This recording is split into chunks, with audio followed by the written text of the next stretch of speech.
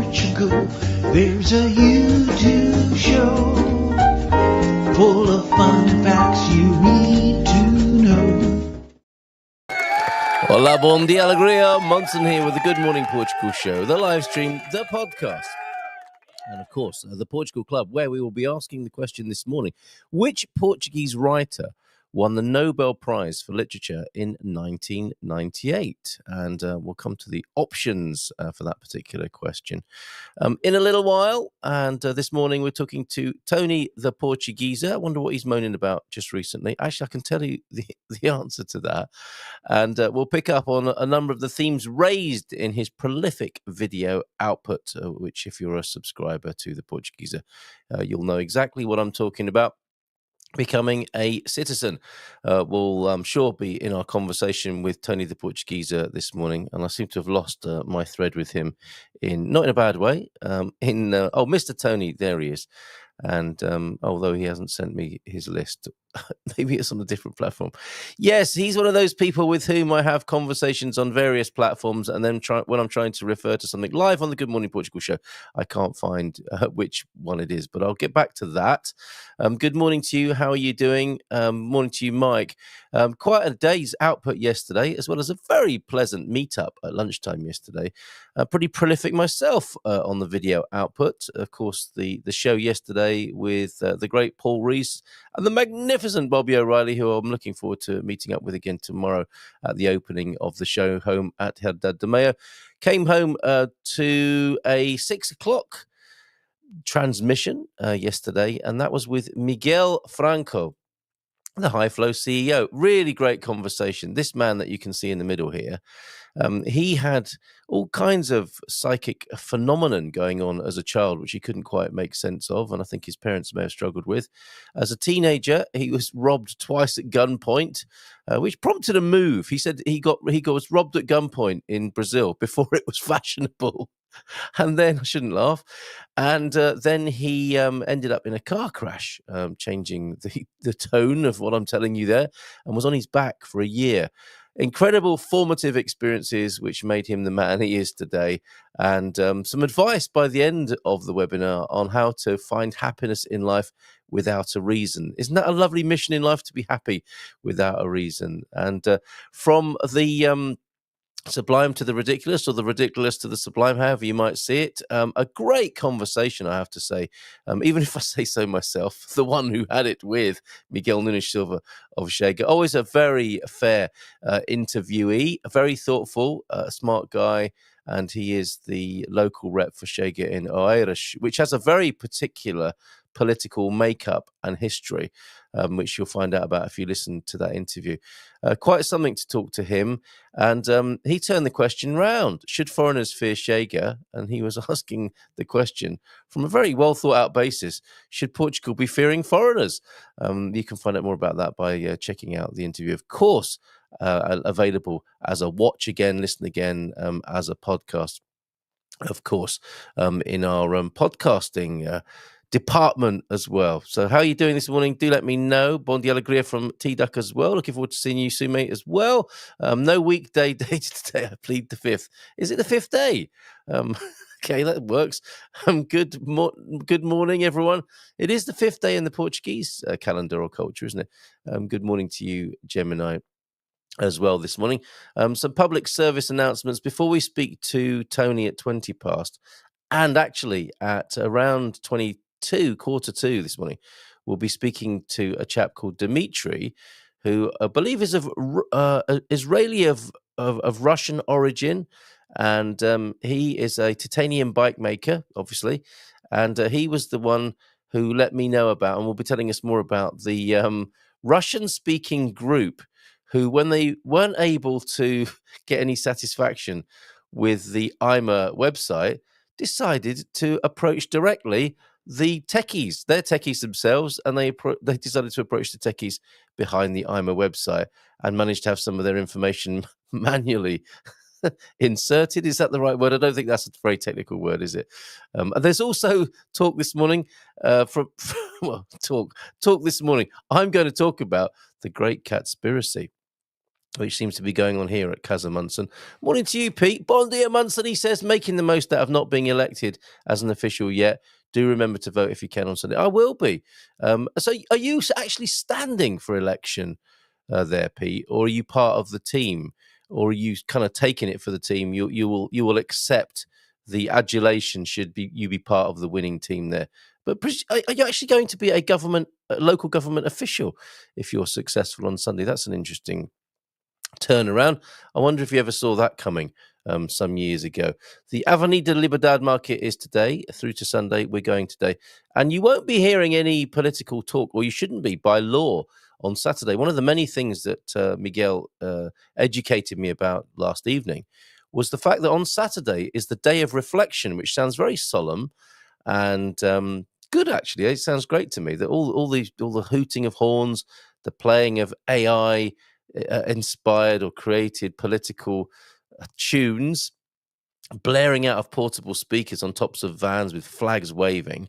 You shouldn't be hearing any of that on Saturday, the day of reflection before the election. It's meant to fall quiet so that you can go within and check with your conscience and thought processes, your heart and your mind, and decide who is the worthy holder of that public office on Sunday. Yep, standing for election, which I was not quite aware of until Philomena informed me yesterday. Well, maybe I am as well then. Oh dear. I always look at myself in the mirror on Saturday, day of reflection. Is that the only day you look at yourself in the mirror, T-Duck, then? All right, good morning to you. Thank you to those of you who've broken your silence this morning and said hello. What about the others who are watching? I'm slightly distracted because as I went live on air, I had the prompt to free up some space such that this would be recorded, which is great because it produces all the little shorts as well using AI. And I don't think this show is being... it will stay up on YouTube, but it's not going to be in my StreamYard library, unfortunately. So I've got either going to have to let it go or do loads of work to extract the segments today. Anyway, that's my problem and not yours. Hola, bon dia, Malta. Another warm, sunny day in Boa, Portugal. Smash that like button, says T-Duck. Bit of public service announcing then in the 10 minutes now before the Portugeeza joins us. Actually, yes, I was going to tell you about what he was moaning about. Oh my goodness, my desktop is busy and finding files and things on there is not especially easy. The picture, the image today, I suppose that's served up by Microsoft, isn't it? Is zebras. I can't see a blooming thing on my desktop. Leave it alone, Mike. Why do you have to keep interfering? Honestly, it's I think it's Facebook Messenger where I can find my conversation with the Portuguese, and we'll talk to him in real life. Well, kind of, over the internet. And he sent me some hilarious memes, very naughty memes here in this thread I'm seeing. But the thing I wanted to tell you about was, yes, Revolut Bank officially in Portugal. He's been reporting on that. 500 views. Arson arrests up to 61 in Portugal, 417 views. Toxic mist over central Portugal, 1.2k views. Foreigner property tax hike in Portugal. These are some of the things he's been moaning about recently. 2.2k, that's a big hitter. And scooter arrest. There's been a scooter arrest because there's new legislation, isn't there, about those battery-powered scooters that some people think are lethal. Insurance, I think, is required, and maybe that's what that arrest centered around. Those are some of the themes that the Portugeeza has been bringing to our attention on his channel. We'll pick them up and run with them. And if you've got any questions for Tony, pop them into the chat as well. Facebag Messinger, yes. Another nice day in Lisbon tomorrow, even warmer. Sounds lovely, isn't it? Brilliant. A lot of people have been saying this is the nicest time of year in Portugal. I'm beginning to agree. I thought I came here for the searing heat, but very acclimatized now. People pointing at me and saying, why are you wearing a gilet in this weather? I'm acclimatized. That would be the reason for that. Okay, that's a scooter arrest. We can move on and pick up from that. Police are busy. Not maybe they are arresting people on scooters, but also the print far too small for me to read in that version. I wonder if I can see the small icons everywhere. Let me just boost up the view. Extra large icons, yes, I'll take that. Thank you very much. And I'm trying to find this in a different format. But basically, there is a police campaign to catch people who are using headphones in their cars, as well as mobile phones. Quite right, too. It's terrifying, isn't it? I saw a trash lorry driver just happily on the phone the other day, in charge of a huge vehicle, one hand on the wheel, half of his mind on his phone call, his buddy running around, putting the dumpsters on the back. And maybe you could read this for me because I can't see it, but I know what it says from saving it. Oh, actually, if I go to big screen version, yeah, there you go. Operation Road Poll Mobile. Until next October the 12th, there will be a road monitoring operation aimed at the use of headphones and the handling of radio phone devices while driving. Radio phone devices. Surveillance actions take place throughout the national continental territory. Sounds so grand, doesn't it? Now hear this, throughout the national continental territory, prioritizing the most critical routes where the highest number of accidents and violations related to the use of mobile phones and sound headsets are detected. You have been warned. The GNR advises don't use mobile phones while driving. Safety always comes first. Yeah! Blimey. Quite extraordinary, isn't it? You may have something to say about that. What about the use of headphones to listen to map directions from Google Maps? I think everyone does this. Yeah, but I think you're maybe better off having that over the speaker of your device and having your device on a holder, so you minimize the distraction there. I mean, yes, it is. There is a little bit of a contradiction, I think, isn't there, in the whole thing of being distracted by your navigation system and trying to push buttons on it while you're driving. But I think the point is to not get distracted as much as is possible, and they're going to have some sacrificial lambs to boot on this as well. I think with the campaign that they're running, that's Operation Road Poll Mobile. Adrian, that may be awesome news. Hold on a minute, what's happening with Adrian? Oh yeah, Portugal, like Spain, has a closed list system.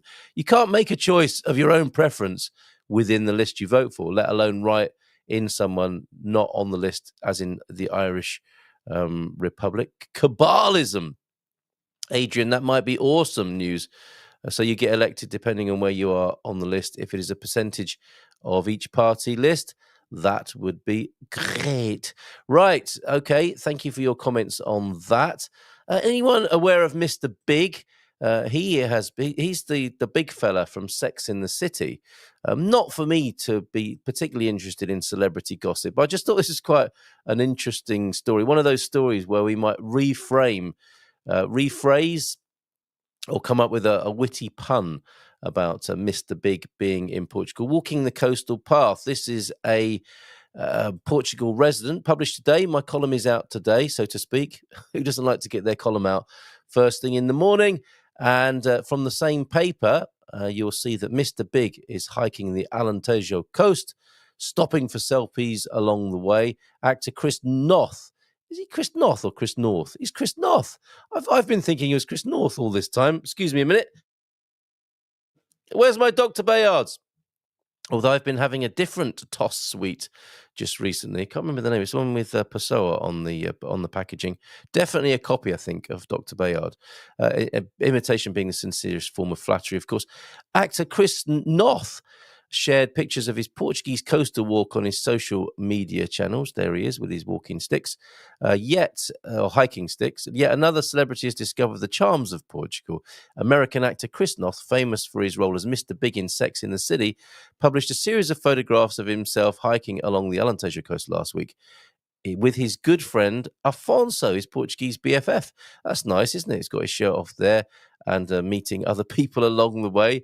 I'm delighted to be photographed with him. An avid hiker, North regularly undertakes 100-mile hikes with friends. In 2022, he walked the West Highland Highway in Scotland. In 2023, the El Camino in Spain. And in 2024, the Camino on the island of Menorca. I wonder which one he favoured. Now, I'm thinking for us, we can have if he was walking there on a Friday, he could be Sexta na Costa, couldn't he? Okay, was it worth all of that just to say that? I don't know. I'm not sure. Right. I don't touch the phone, but I listen via headphones because I hear it better than on speaker over Carlos. Well, all I can say to you is what's been reported there. I don't know. I don't have any first-hand information with that, Mel. But I think they are taking a dim view, basically, of anyone wearing headphones in the car. I mean, if that's really important to you, you might have one earbud in and not the other, or if they're over the headphones, you might have one jauntily placed over the ear and one not. But I don't know for sure. It sounds like at the moment it's best not to do that at all, and to stay well away from headphones. And if you can, get a bracket to mount your phone on and listen to it. It comes a time in your life, doesn't there, where when you're looking for directions, you have to turn everything down in the car, so as if that helps. But anyway, good luck with that. You may, I don't know what the best advice is with that. I would say, yeah, give that a miss. Is he single, says Mel, asking for a friend. As an aside, and I thought this might be of interest to some people in our community. As an aside, anyone want to take up hiking? I keep meaning to go on much longer walks than I normally do, and I think I will soon. And that's another little reminder to do so from Mr. Chris Noth, aka Mr. Big from Sex in the City, or Sexta na Costa, as we now call it here. Some people use AirPods as hearing aids. It's an approved use. Okay, there you go. There's your get out of jail free card. Although I'm sure jailing is not a part of the strategy. Let's go to the Portugal Club and take a look at today's question. Not food, not wine related, and I forgot to even mention it yesterday, but I recorded it directly onto the Portugal Club live in the cafe yesterday in an impromptu hangout over at the Portugal Club. So let's find it this morning, and we are asking question number 28 this morning, which you should see on your screen now. And I can't help but mentioning one of these authors, I can't help but think of James Bond. Let me just take those answers off the screen and ask you a question. Spark up the poll. Which Portuguese writer won the Nobel Prize for Literature in 1998? Would it be Essa de Queiroz? Essa de Queiroz? Would it be B, Mr. Scaramanga? No, but I can't help in my mind making that association. Oh, hold on a minute. It's José Saramago. Was it he? I think there are clues to this within the Portugal Club. I think you've mentioned José Saramago in your earlier factoid reporting, T-Duck, when you're building the mighty repository of information that we have at the Portugal Club, that I am doing my best to immortalize. Or was it Antonio Lobo Antunes there? I think it might be Saramago. I don't know for sure. Maybe you do. Which Portuguese writer won the Nobel Prize for Literature in 1998? Just posting that up now. And if you'd like to guess that for yourself, popping the link to that over in the chat. And thinking to myself, oh my goodness, did I send the Portugeeza the link for the show today?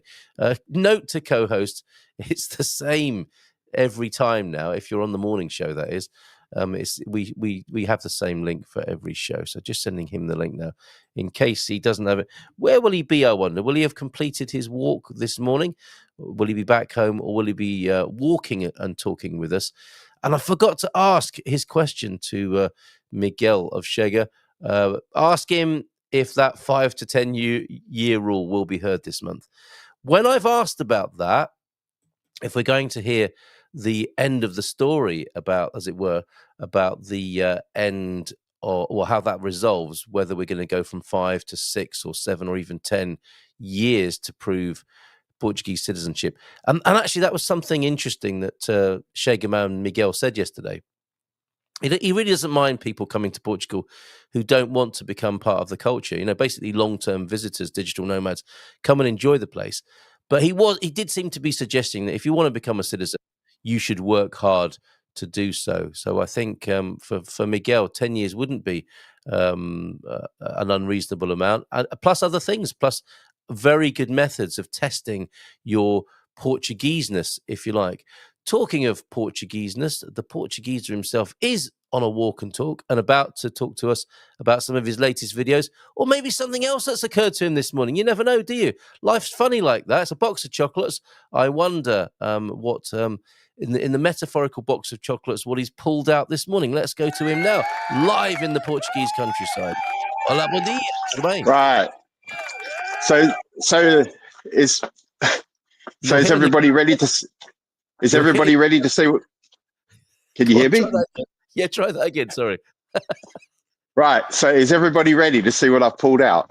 Oh dear. I don't know. I don't think I am actually. Anyway, how is everybody? Very good. Just hanging out on this Thursday morning. I got up not as early as you, but I was up before the sun. I sat drinking a cup of tea. It is lovely, isn't it? First thing in the morning. It's just your normality now, though, isn't it? Getting up real early.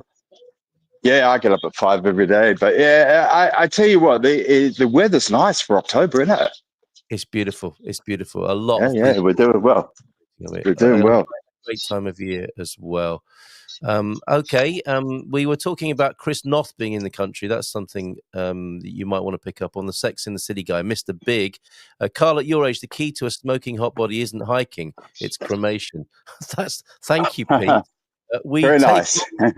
Yeah, right. We take inappropriate. We take long walks almost every day, urban hiking. And Capricorn Chris is here, back in the big smoke, cold and tired after a late flight last night. Stepped through the door at 2 a.m. this morning, now on public transport on my way to the office. You jet setter. Enjoy the sights and smells, Chris. But I saw a really funny ULEZ comedy sketch saying, this guy was saying, well, me and my wife were going to go to Switzerland for the quality of air. But we'll go to Aldgate instead because of how ULEZ has improved the quality of the air in Central. Oh, my God. Yeah. Every cloud. Well, that's one of the topics we might talk about. I was scanning through your recent output, prolific as ever. How many videos are you making a week at the moment? I've been trying to do one a day just because I've been getting interested again in Portuguese news, what's going on in Portugal. There seems to be quite a lot going on at the moment. Yeah. Well, but I think... Oh. Cool, mate. We got a little bit of a delay, but I think I should just calm down a bit and let you speak a bit more, so carry on. Oh, no, I just wanted to say before we got into that, the reason I'm in very good spirits is because I went to... there's two reasons, really. One is today I jumped on the scales and I've cracked the 80 kilogram. I'm 79 kilograms today. Well done. Congratulations. Very, very happy about that. Although I had a funny thing, which was, for anyone who doesn't know, I started losing weight at 123 kilograms because the doctors told me that I was... Bloody hell. That is a massive shift, isn't it? Yeah. About 14 or 15 months it's taken me. And because the doctor told me that I was effectively diabetic. I was just about diabetic. So he said to me, you need to lose 20 kilograms. And anyone who knows me knows I don't do things by halves. So yes, you've lost double that. Actually, you don't do it by halves. You do it by doubles. Yeah. So I was very happy. But one very funny thing was the doctor, he did laugh while he was saying it. He said, I have to say, because I'm a doctor, I have to say you're still, on that day, I was 82 kilograms. And he said, I have to say it because I'm a doctor. Obviously, congratulations. Number one, you're not diabetic anymore. All of your numbers are completely normal or better than normal. And number two, I have to say this, you're going to hate me, but you're still 7 kilograms overweight, which I thought was very funny. They're never satisfied. Apparently, for my age and height, I should be the top range of my weight should be 75 kilos. So I've still got 4 to go. No, I've got to ask you this, Tony the Portugeeza, as a fairly skeptical person, and we can see this, scanning a glance over some of your videos. You seem to be very ready to listen to what the doctors tell you. I'm very suspicious about this diabetes thing, and the BMI index. It can be a useful guide, but to say to somebody from a chart you're overweight rather than looking at them. Does seem a little bit in the realm of some of the other things we get told in society that don't stand up to much scrutiny, which you are often scrutinizing. What say you on that? I have to say, as someone who has spent the last 14 or 15 months really, really getting to understand my body and weight loss and spending much more time researching food and looking at labels, that I really believe in the science on this one. So I think that we can not believe the science on some things. You know what I mean? We don't want to throw the baby out with the bathwater. Because, for example, No. I have found, and I know that it's not perfect, and I know that there's always the people who eat whatever they want and don't put on any weight, or the people who say they don't eat much but put on weight. There's the first law of thermodynamics comes into play. I suspect it's a little bit like drinking. When I was in my drinking days, there's a lot of self-deception. But what the reason I'm saying that is because I can predict exactly where I'll be on the scales in 7 days from today, based on my calorie and exercise. Yeah. Do you know what I mean? Yes. It just does work. I just know exactly what my BMR is. I know how many calories I burn according to what exercise I do. My base metabolic rate, which is everybody, you can calculate your base metabolic rate based on your age, your weight, and your height, and that's basically how many calories, roughly speaking, you need just to stay alive. So even if you just laid in bed, you'd burn, I don't know, it could be 1,800 calories, let's say, something like that.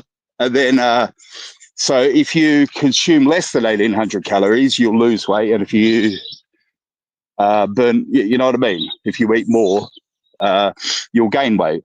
And roughly speaking, for me, a deficit of 1,000 calories per day works out to roughly, I'm being very rough here, before anyone starts hammering me in the comments. I'm just trying to make it sort of simple for everyone. 1,000 calories, 1,000, yes, they are. There was 1,000 calories. 1,000 calories a day for me works out to about 1 kilogram a week, right?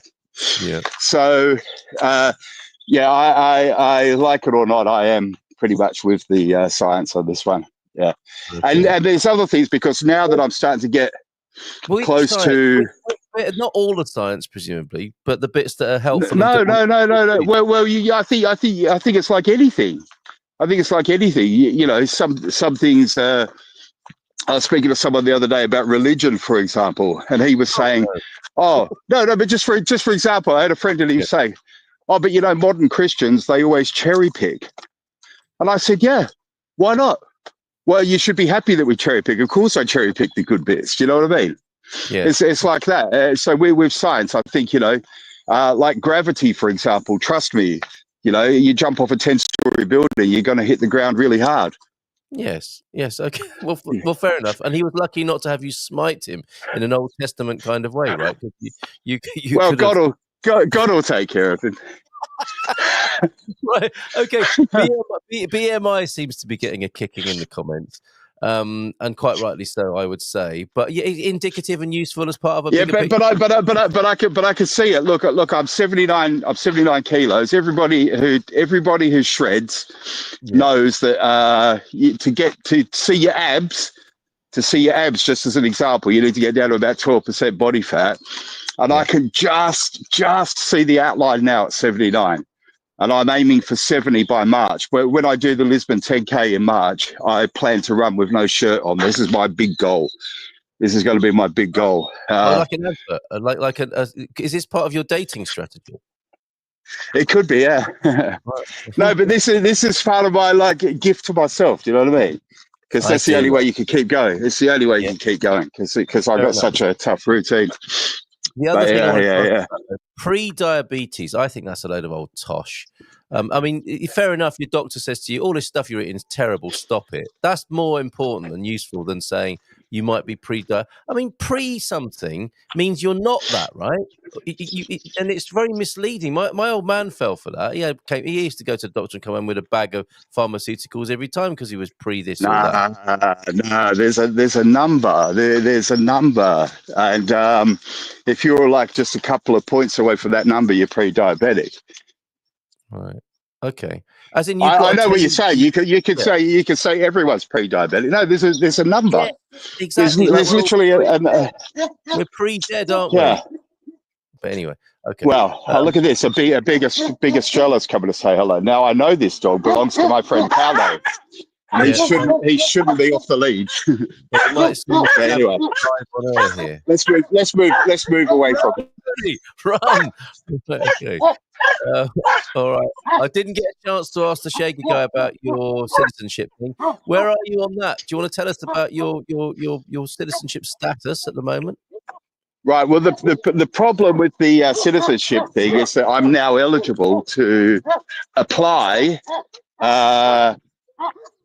under the old system or current system, however you want to put it, because I've been here for 5 years and blah blah blah. Right. Yep. But I've done the calculations on the paperwork, and to gather everything together, the fee is €250. Yeah.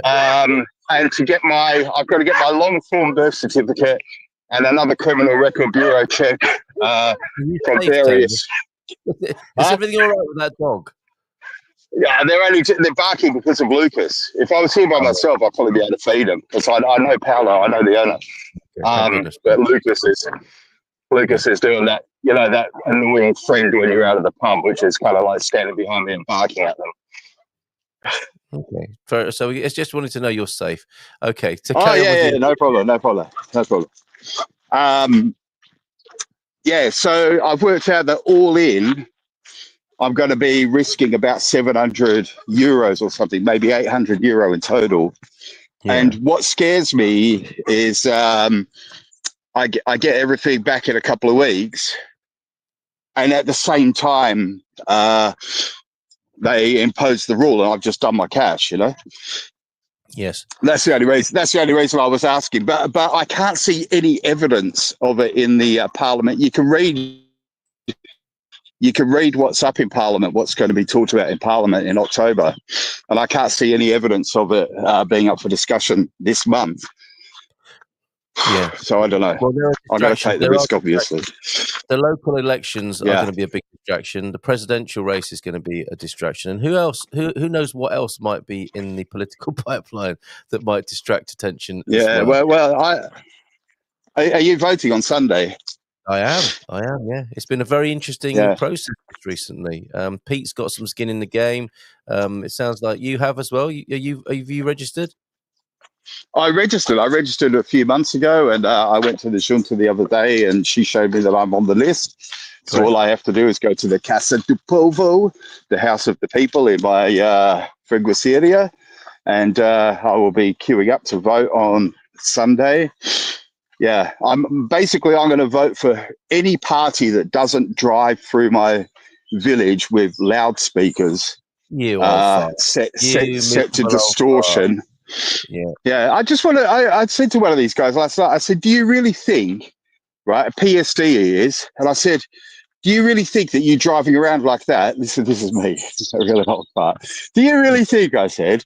Oh dear, driving around in front of him. That someone is suddenly going to go, well, I was going to vote for, CPP or CPP. They're not even here. The CPP. Why would the CPP be on the ballot? Chinese Communist Party. The CCP, the Chinese Communist Party.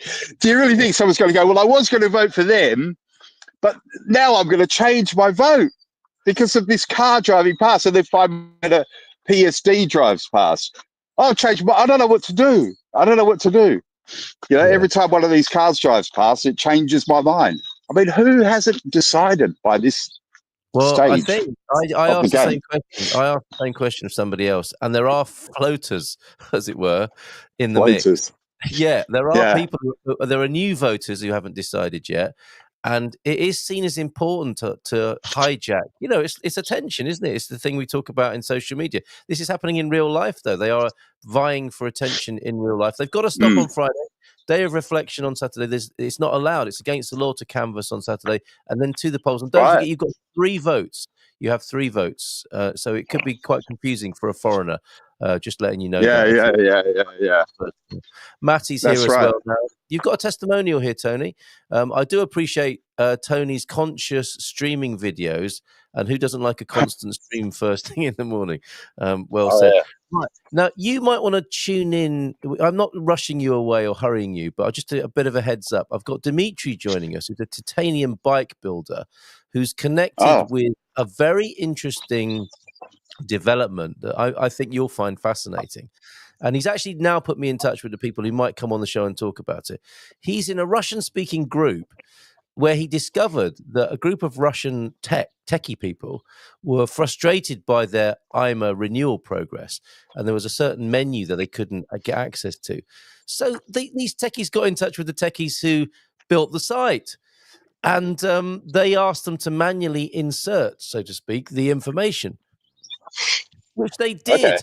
And now they're not lay people, are they? But the outsiders who are technically adept and knowledgeable and skillful are now working with the insiders, sending them not only identifying bugs, but sending them the fixes as well. And this is a sort of Russian interference we'd like to see more of, isn't it? What a Oh, brilliant yeah. solution. Yeah. Well, Russians aren't all bad. I mean, they invented Tetris. I wasn't saying that, but I was. No, I read between the lines. I read between the lines. You too. Yeah. Well, I just think it's interesting. It's a kind of positive hack. It's a life hack, if not a tech hack. And while the rest of us, it tells you something about possibly the sort of Russian psyche, or people from a particular culture who, instead of moaning about queuing up to moan online and sit in cafes moaning about the state of IMA, and I'm part of that group, I suppose, they actually got in touch with the technical people behind the scenes to make something happen on a practical level. I thought it was brilliant. So we'll find out more from Dimitri. Yeah. But of course, I remember I have a theory about why young people are so anti-British these days. What young people? Of our, what is it? The self-deprecating humor. And I think it. Oh, yeah. Okay. People who are younger than us, basically. Yeah. And I think they took us at face value. They took us at our word. They thought that we really don't like our own culture. And I think part of our culture is moaning, though. So when you talk about sitting at cafes and moaning, I always thought that was just something we do for pleasure. Yes. Isn't it? Yes, it is. Okay. But they've taken it seriously. They've taken it seriously. Yeah. So that's I mean, I think part of it, like a good old moanathon in the cafe, is it's just something we do for pleasure, whether we can solve the problem or not. It's quite Portuguese as well, isn't it? Yeah, I think it's quite Portuguese as much as I think so. Yeah. Yes, but something else we have in common. Yeah. It might not be a national or cultural characteristic. It might be a techie thing. Matty's saying, as a techie myself, that approach, get in touch with the site developers, is just a logical step. Dare I say German as well? Nothing outrageous or surprising, at least for me anyway. Yeah, I thought it was perfect. We might find out from Dimitri, quite shockingly, I think, how much the techies who are putting together the IMA website are getting paid for the job or not. When I heard the figures, I want to check those with Dimitri. Before he joins us, Tony, what else has been on your mind? You saw an arrest for somebody using a scooter. Is that because they had no insurance? Well, what I was interested in was everyone's point of view on this. Everyone knows that I lived in Hong Kong before I came to Portugal. And what they did in Hong Kong was they just blanket banned all e-scooters. They just blanket banned them. And their idea was there's no way of... And it's a shame, because it would make Hong Kong so much better, because Hong Kong is, even though only 1 in 7 households owns a car, is very, very car centric. So everybody knows that nobody stops for zebra crossings. So everyone, as a pedestrian or a cyclist, you're at risk. They put these kind of like metal fences on the road so that you can't cross the road without going to designated crossings and all this kind of thing. And obviously, everything has got disadvantages and advantages. So e-scooters, for example, I think they're a cheap mode of transport for people who can't afford or don't want to spend the money on, cars or motorcycles, for example. They're eco-friendly. They take up less space. they're light. You can carry. You know what I mean? There's so many advantages to them. And what I usually hear are the negatives. And this guy apparently was going at over 25 kilometers per hour. So to me, that's a very slow speed limit anyway. And then you'll hear people say, oh, but these things are a menace. One of them almost crashed into me the other day. Well, you know, Yes. every day I nearly get crashed into by a car. But nobody talks about banning them. So it's a peculiar thing that what we accept. And believe me, I'm not anti-car. I've always owned, in Hong Kong, I owned a car. So I'm not anti-car, but I always find it quite peculiar how much exception we make for cars, which most of the time, and I don't know if you've ever had this experience. I definitely had it in Hong Kong. I had quite a big SUV. And I remember sometimes driving around in it by myself and thinking, this is really, really selfish in a way. You know what I mean? I'm driving this massive, almost 2 ton worth of steel thing around. Do you know what I mean? Yeah. And I just think that we should, before we start talking about banning things and being happy about this guy being fined for going a little bit over the speed limit, because what they're saying is, by the law, if they could go over 25 kilometers an hour, they're effectively a scooter and they need to be licensed. But the catch-22 is there's no way to license them. There's no category for that vehicle. So no one can ever do anything about it. And what I would say is I would rather, everyone could get into what the details should be, but I would rather there was a way without ruining it, still keeping them accessible, like allow them to be registered for just a very small amount of money, and make the speed limit reasonable, and the rules reasonable. Like don't litigate it into oblivion. Do you know what I mean? I just wonder what everyone else thought about that, because I really see electric scooters, they're getting better and better. When I had them in Hong Kong, they weren't really suitable for doing much travel because they weren't really safe or stable at speed. But now they've got suspension and bigger tires and better engines and better brakes and everything like that. I just wonder what everyone else thinks about those, because I really do think they could be a real solution, a real a force for good. I think there's more good than bad. Well, in e-scooters. A very interesting segue we can perform here. We can go from scooters to titanium cycles now, bicycles. So you might want to hang out backstage and join us for a bit later for the conversation. I would suggest hanging on backstage there, Tony, for the time being, and then just indicate to me if you'd like to join the conversation I'm about to have with Dimitri. So for the time being, Portugeeza Tony, thank you very much. Sorry, I hit the mute. Okay, mate, I'm going to just pop you backstage there, and we'll keep that applause going and bring Dimitri to the stage. Hola, bon dia, Dimitri, to the main. Bon dia. Hi. How great to chat with you. And a lot of this is to do with that incredible IMA website story. Yeah, that's a fun... That's how you came to our attention. But also, you're a fascinating fella. You may be interested to have heard of some of that scooting conversation there. Somebody's been arrested for going too fast. You're a two wheels guy. And with a fascinating backstory, of course, there was the connection with the tech thing. Is you're part of a Russian-speaking group, among which there are some techies. You have an Israel connection, a Russian connection, and you're here up in the north of Portugal making titanium bicycles. Lovely to find out more about you this morning. How did that happen? How did you get to be in Portugal making titanium bikes? Well, as you said, I have a Russian connection. By the way, when I go to a bar and the bar owner asks me where I'm from, I'm like, I'm from the two most hated countries in the world. That's one of the lines. What a great intro. What a brilliant icebreaker. Exactly. What would you like to drink? Which one do you prefer, like blue or red? Which pill? So basically, we were making bikes for quite a few years, since 2005 in Russia. I'm a Russian citizen and an Israeli citizen. And everything was going kind of okay. And we were selling our bikes. We were, and now we're again making custom titanium bicycles. Some of them are like production models. They're just nice bicycles, Yeah. not cheap. Some of them are custom produced to match customer's body, like if they have lower back issues and they want really upright position, but at the same time a really light bike.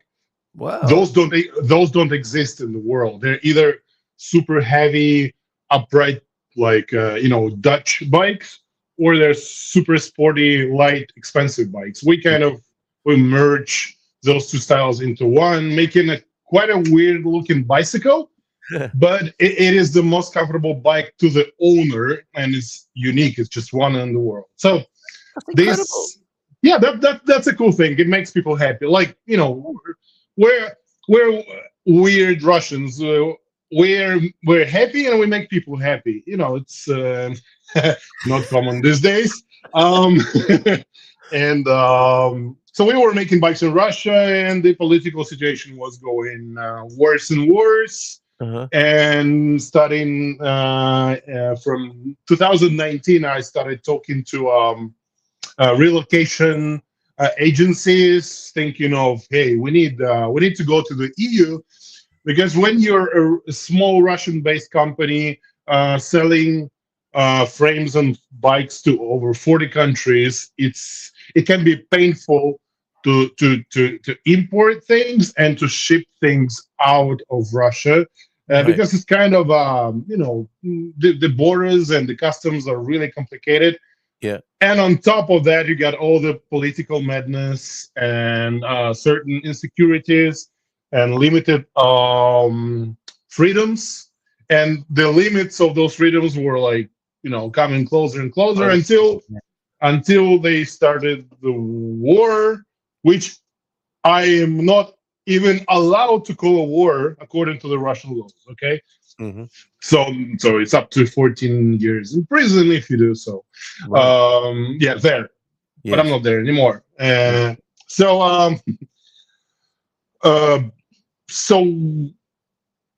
a couple of days after the whole thing started, I jumped into the plane and went back to this second country of the citizenship where wars don't happen, right? To Israel.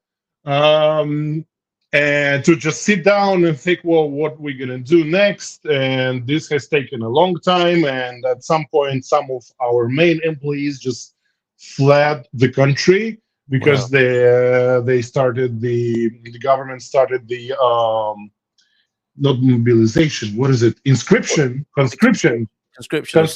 And they started sending young and not so young men to the war to Ukraine.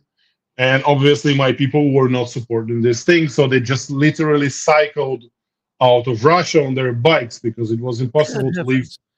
They went from south of Russia to Georgia, and they had to spend like 3 nights in a tunnel connecting Russia and Georgia just to get out, because there were thousands of young men trying to flee. And then they managed. And then they went to Turkey. They cycled to Turkey, etc. So, and at this point, in the end of 2022, I met my partner, Roman, in Israel, who was also thinking, what are the next things we are going to do in our lives? Because we literally had to say goodbye to our businesses, lifestyle. We got our families out of there, and we're businessmen, we're entrepreneurs, so we had to find out the way to keep on doing something. Yes. And make it also fun and safe. So I told him my story about the bikes, and he said, hey, let's try that again. I'm not sure he's still happy about his offer. I don't know if he's listening. If you're listening, Roman, you're a great man. Thank you very much. I hope it will work out eventually. So So once Israel is not the place to do this kind of business. It's a small company. It really depends on the team, and we wanted our team with us in the new company because that one just had to close down, and we were thinking list of countries. The easiest would be Georgia and Serbia because they're visa free for the Russian citizens. But they're again like closed countries with their own customs and no free trade.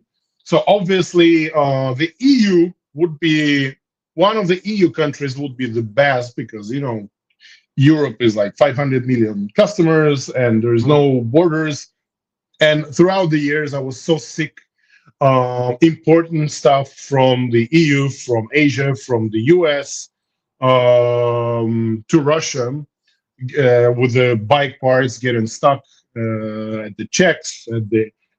They were charged extra, things like that, Yeah.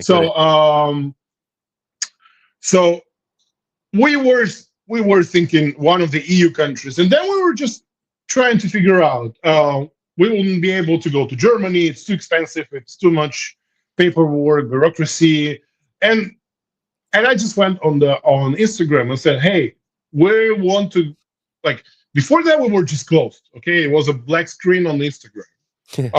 But then I posted a story. Hey, we want a second chance. Yeah. And we're thinking one of the European countries. We don't know anything about it. Okay, tell us what you think, where we should go. And we received hundreds of messages from around the EU saying, "Hey, come to my shop. I have extra space. I'll get from Hungary, from Austria, France, Italy, whatever." Fantastic. A human response, a humanitarian. Yeah. We have about 15,000 people on Instagram following us, so there is quite a following, and plus Facebook and other website, social media. So, but I also received a few nice messages from the Portuguese people, from the people of the Portuguese bicycle industry, from where I learned about the Bicycle Valley, a certain area in Portugal where many bikes are made. And then we learned about the fact that there was temporary an ability to bring someone with an employee or someone with a tourist visa, and give them a job if they have an apartment and social security like NIF and NIS. Yes. They are allowed to be there, work there legally, and wait for their residency. Yes. And in the beginning of 2023, Portugal, I think, was one of the two countries in the EU who allowed doing that.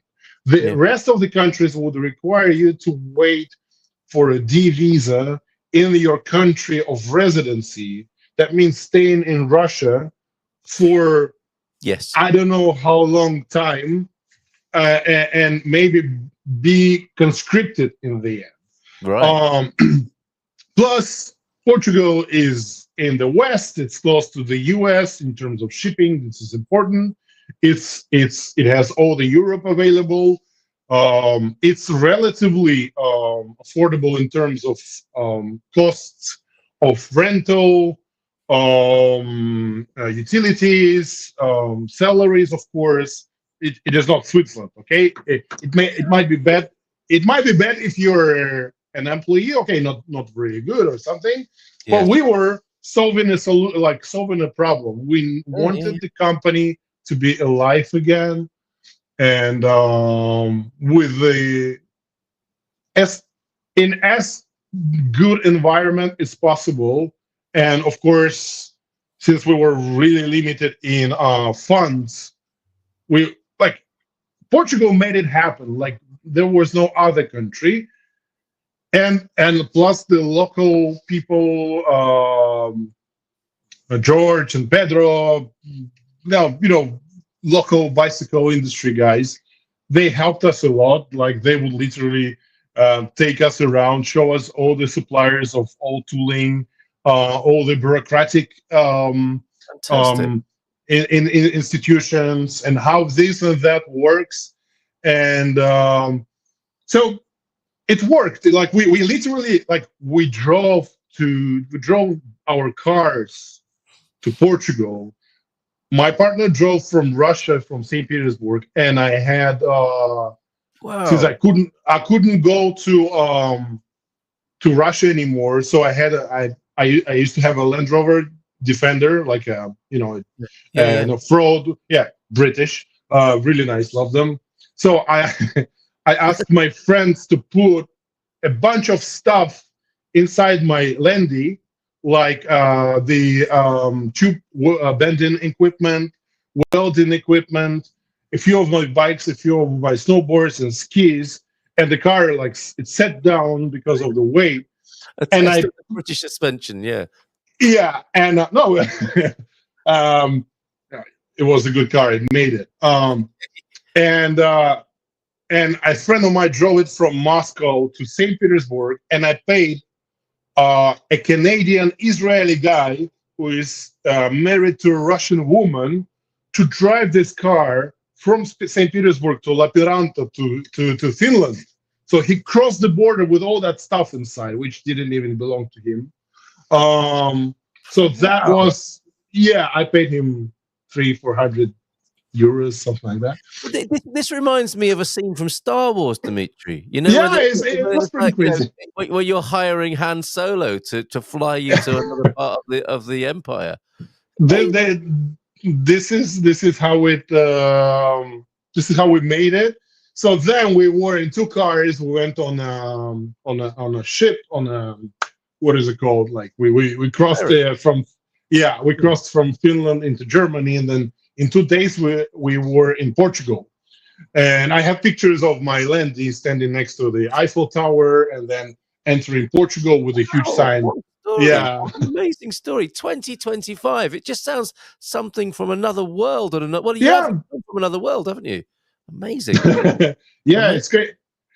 And we still had a bunch of other parts, like tooling, that we couldn't sell because, like, fixtures for bicycle making, some tools, and it was almost impossible to bring that to Portugal in a decent way because it's war. They're closing the borders. It's impossible to travel. This is why I had to hire an international guy to do it, who had an ability to enter Finland visa free and also go back to Russia. It's a unique type of person, actually, who can do it two ways, Wow. And so we had about 1,000 kilo more of tooling that we needed to bring into Europe. And so there were buses with refugees from Ukraine who were being taken to Europe. They were fleeing the war, but through Russia. Okay, that's one of the ways to get out. And the cargo spaces in these buses were empty because the people were fleeing with just a backpack. So the bus drivers would sell this cargo space in their buses for 10 euro per kilo to bring anything, any of your private belongings. And at this period, this was classified as my private shop stuff, like my garage stuff. Okay. Yeah. And we were able to import that into Europe and then ship it with DPD to Aveiro.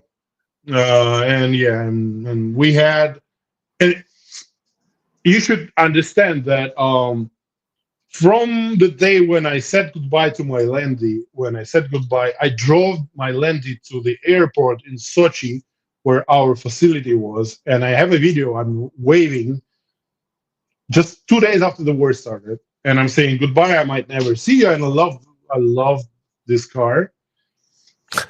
Almost a year later, I fly from Tel Aviv to Helsinki, and this guy drives into that Landy, and I open the door, and I smell my old shop that I haven't felt for almost a year. I was like, it was such a, my head Man, was full of yes. flashbacks.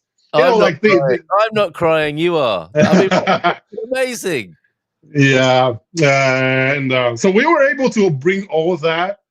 And our welder, he literally drove his Lada from Sochi to Portugal in 6 days. Since all the cards were banned, the Russian cards, the credit cards are Yeah. banned in the rest of the world. Maybe this will stop the war. Since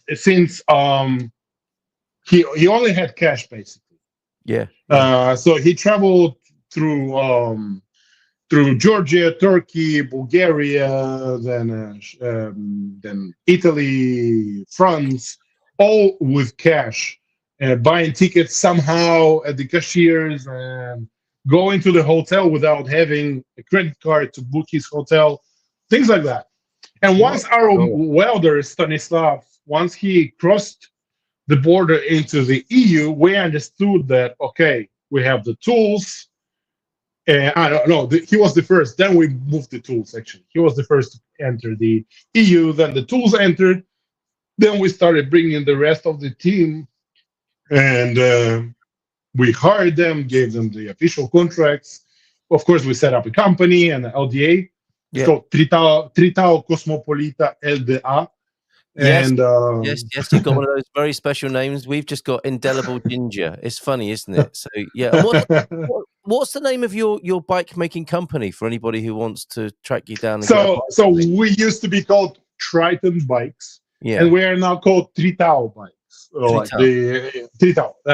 My Portuguese, kind of not the best in the world, and it's funny that I cannot properly pronounce the name of my own company. This is one of the jokes. Please tell Cosmopolita. Okay, yeah. That's brilliant. I'll put the link.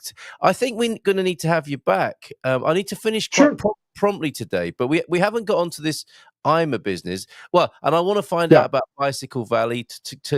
I discovered Portugal has an incredible bicycle manufacturing history and industry. Another one of its well-kept secrets, quite frankly. And it's an amazing country for making all sorts of things, including bikes, and you're part of that scene now. In Bicycle Valley, I didn't know that existed. And then there's this whole thing about, presumably, you were connected to visas and renewals. And in this group, we found the best kind of hacking and Russian interference with technology. And there you are, Russian-speaking techies getting in touch with the IMA people to get over the blockages. So will you come back and talk about that maybe early next week? Absolutely, yeah. Let's talk. Because we want to find out more. Your story is so amazing, of how you got to be here. Heroic, basically. And, the comparing and contrasting to us other expats who are moaning about IMA, flown over on aeroplanes, having a time of our lives. And then to hear a story like that, which sounds like something from another age, another world, congratulations to you. I mean, it's so incredible to hear of your mission, but it was a mission, wasn't it? And you are successfully established here now in Portugal. Yeah. A terrible backstory and circumstances, the worst of humanity, if you like. But here you are, demonstrating the best of humanity, starting again. So hats off to you and Roman, entrepreneurs starting and building a team here in Portugal. I'm wishing you the best of luck with that. And maybe we can talk again and talk about the IMA situation. And maybe the person who you suggested to me might join you next week. Yeah, let's do it. Sure. Yeah, amazing. So, story reminds me of stories from people fleeing Germany in World War II or East Germany to West Germany after all. Absolutely. They're not moaning. And my family did that during the Second World War. My family had to flee to Kazakhstan from Ukraine. So I have connection to Ukraine. And there was something else going on. And I was thinking a few years ago, before all that, they had to go through so crazy times. My grandpa and my great grandpa, with all their families, and part of the family was killed, and things like that. And I was like, what was going on back then? And here we are all over again. doing. What does it take for us humans? You know, we'll learn more about human ingenuity and can-do attitude when we speak to you again. And we've definitely that's been seconded. Cool guest. Please come back. And Andero, who introduced me to you, told you he was an amazing guy. Thank you very much. Thank you. You as well. And I'm not meaning to diminish what people are going through. I mean, anxiety and difficulty is bad for anybody going through that. But I think we can say that it's another order of magnitude what Dimitri and people are going through in a similar situation. And so it's all relative, of course. Dimitri, maybe a last and final inspiring word from you before we go this morning, if you don't mind. Well, judging on my situation, looks like you know this funny story when you're cold and you're laying on the ground, like if you're a small bird and you're cold and you're laying on the ground dying, and then a cow shits on you, and it's warm and you're kind of go back to life. You learn that. When life gives you, like, when it shits on you, it's not actually the worst situation. It could be a new beginning for you, you know. Oh, man. Is that Russian or Israeli wisdom? I think I heard it in Russia first. Yeah. So when life gives you onions, or what is it in the lemons. Yeah. Yeah, exactly. Stay positive. It might not be the end. It might be. Oh my God, Dimitri! Looking forward to speaking to you again. Thanks, everybody. Thank you to the Portugeeza. Cheers to you, Dimitri. All the best to you. Thank you. Cheers. Bye. Take care. See you next week. Ciao, ciao. Bye. In Portugal, there's a YouTube show full of fun facts you need